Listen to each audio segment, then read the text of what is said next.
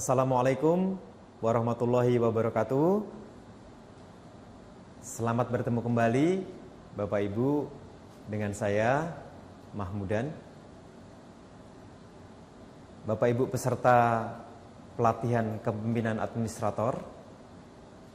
Hari ini kita akan membahas satu mata pelatihan yang sangat penting di dalam pembelajaran pelatihan kepemimpinan administrator ini, yaitu manajemen perubahan sektor publik. Mengapa ini menjadi penting Bapak Ibu sekalian?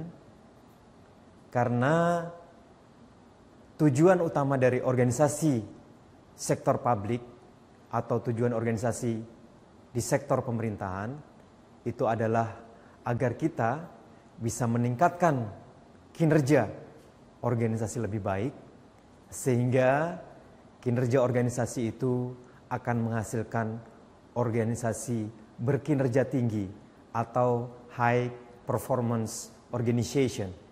Nah, ini penting untuk dipahami alasan mengapa mata pelatihan manajemen perubahan sektor publik ini Bapak Ibu ketahui.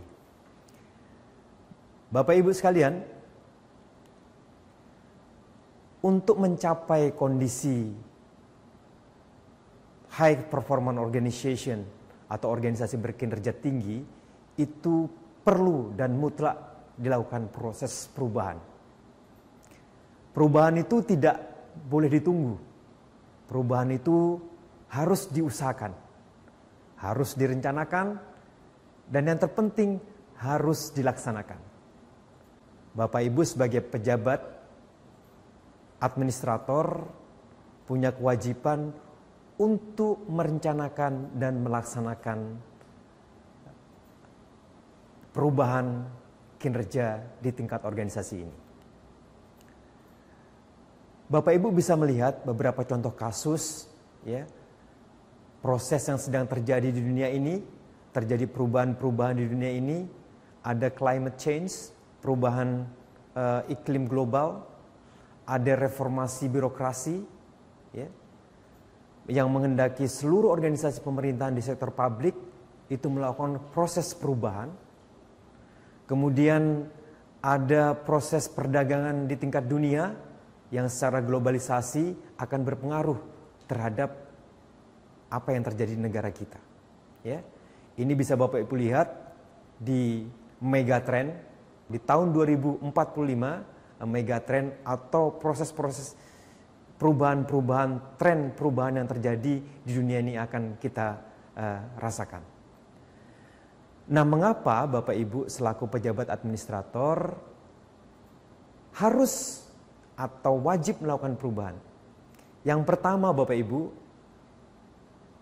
Anda adalah pejabat yang bertanggung jawab untuk memimpin pelaksanaan seluruh kegiatan pelayanan publik serta administrasi pemerintahan dan pembangunan di unit organisasi Anda. Itu alasan pertama, Anda mempunyai tanggung jawab terhadap hal tersebut. Yang kedua, ada challenge, ada tantangan, ya, yang besar yang harus dihadapi. Bagaimana Bapak Ibu bisa meningkatkan kinerja, ya, meningkatkan kinerja organisasi yang terbaik, menghasilkan suatu organisasi berkinerja tinggi atau high performance organization. Nah, ini tidak bisa dilakukan dengan cara yang biasa-biasa saja, tapi Bapak Ibu harus melakukan proses perubahan, harus melakukan proses inovasi, harus menghasilkan perubahan yang inovatif.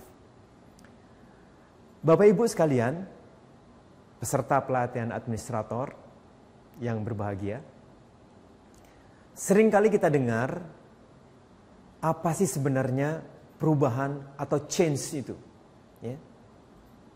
Banyak pendapat yang dikemukakan oleh para pakar, para ahli.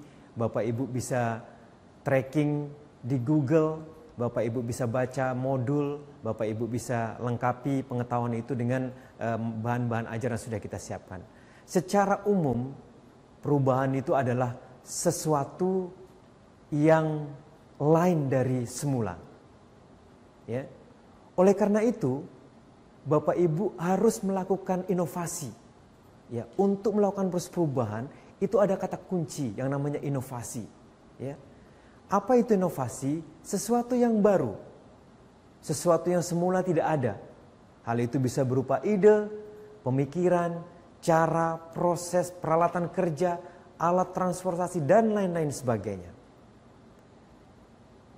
Inovasi yang dihasilkan itu harus inovatif, artinya harus bersifat kebaruan atau baru. Dan Bapak Ibu diharapkan memahami makna bahwa change atau perubahan itu adalah perubahan inovatif itu sendiri. Ya, perubahan yang mengandung sesuatu yang baru. Banyak pengertian-pengertian tentang inovasi ini seperti yang dikemukakan oleh Rogers ya, kemudian seperti yang dimukakan oleh Ibu Wahyu Suparti ya. Kemudian ada yang paling sering kita dengar, apa sih sebenarnya inovasi itu? Yang kita dengar adalah inovasi itu berupa ide ditambah dengan implementasi. Itu menurut Bu Wahyu. Kemudian ada yang mengatakan inovasi itu ATM, T, amati, tiru, modifikasi, dan terapkan. Bapak Ibu, alasan yang kedua mengapa kita perlu melakukan manajemen perubahan sektor publik ini, karena apa? Karena memang ada perintah, ada amanat, ada keinginan dari pimpinan yang lebih tinggi untuk melakukan proses perubahan tersebut. Ya, kemudian ada perubahan-perubahan kebijakan atau peraturan.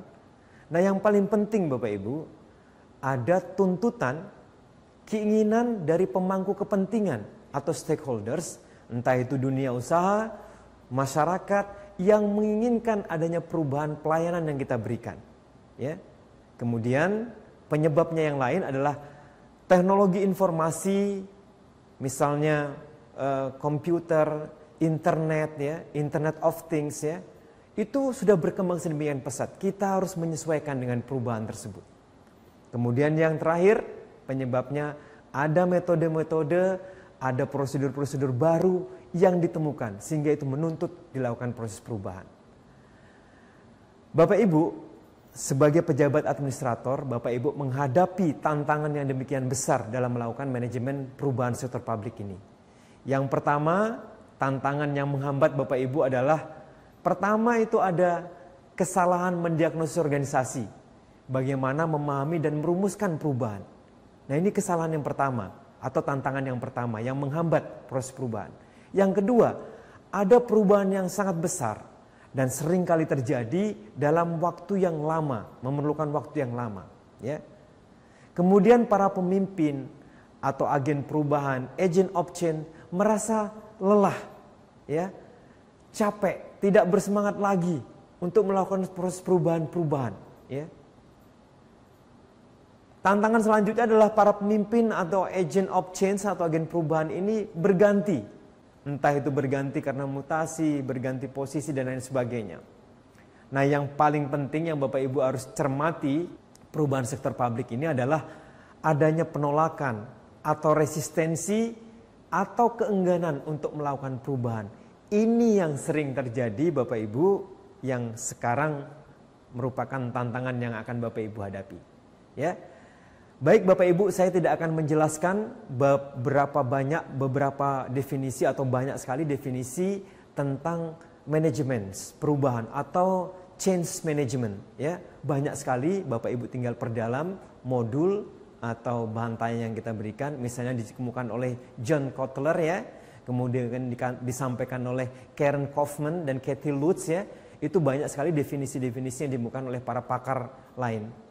Yang poin terpenting adalah Bapak Ibu, secara umum definisi dari manajemen perubahan itu adalah bagaimana Bapak Ibu bisa mengelola ya masa transisi dari sebuah kondisi ya yang tidak diinginkan menjadi yang diinginkan.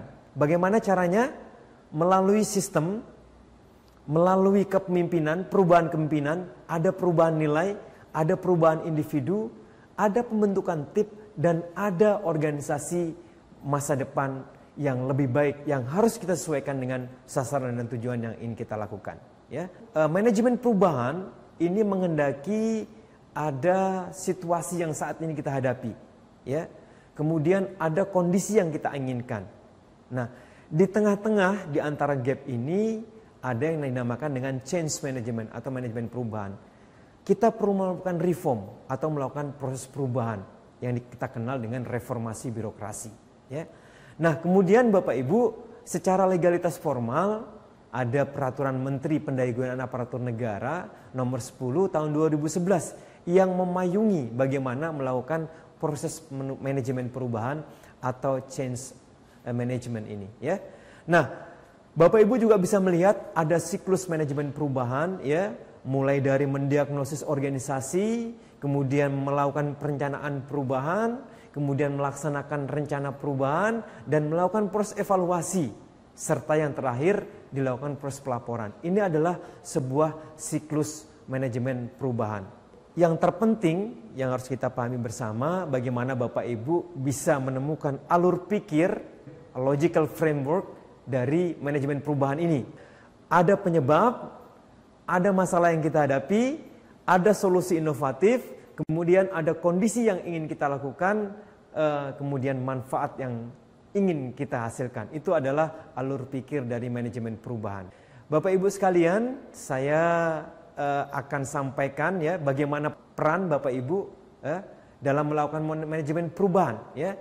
Proses manajemen perubahan itu bisa dilakukan oleh Bapak Ibu selaku pejabat administrator. Ini banyak pengertian-pengertian peran dan kepemimpinan di dalam manajemen perubahan yang dikemukakan oleh para pakar atau para ahli. Misalnya dilakukan oleh John Kotler dalam buku Leading Change, ya.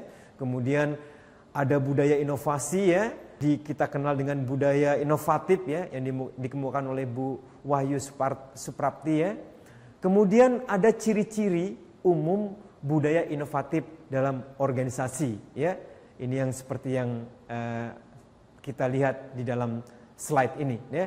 Baik, Bapak Ibu, poin terpentingnya adalah bahwa semua budaya inovasi itu diharapkan bisa menghasilkan organisasi berkinerja tinggi atau high performance organization. Yang terakhir Bapak Ibu adalah bagaimana kita bisa mengelola resistensi atau penolakan terhadap proses inovasi yang dilakukan. Ini penting karena ini merupakan tantangan yang harus Bapak Ibu hadapi, sekaligus risiko yang harus diselesaikan. Banyak kajian, banyak teori yang mengemukakan pendapat bahwa untuk resistensi, mengelola resistensi, menghadapi resistensi itu bisa dilakukan dengan berbagai macam cara, ya.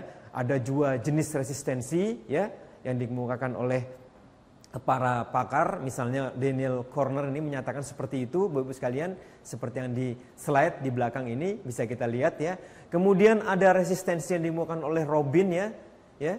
Kemudian ada sumber resistensi, ya. Bapak Ibu bisa perhatikan ada beberapa sumber resistensi dikemukakan oleh Ekinichi, ya. Kemudian dikemukakan oleh Kotler dan Schellinger, ya.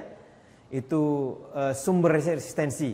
Nah, cara-cara melakukan pengelolaan terhadap resistensi atau keengganan melakukan perubahan ini juga harus kita atasi.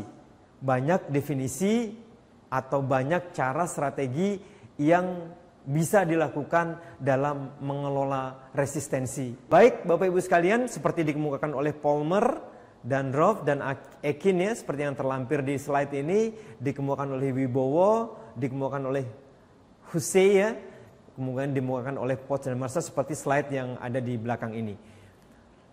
Baik Bapak Ibu sekalian, banyak definisi-definisi tersebut yang bisa Bapak Ibu pelajari di materi kita, ya, Bapak Ibu sekalian. Silahkan nanti dibaca modul atau bahan tanya yang sudah kita siapkan. Terima kasih Bapak Ibu, sampai di sini dulu pertemuan kita, ya. Nanti akan kita lanjutkan pada sesi selanjutnya. Terima kasih atas perhatiannya. Saya akhiri terlebih dahulu. Wabillahi taufiq wal hidayah. Wassalamualaikum warahmatullahi wabarakatuh.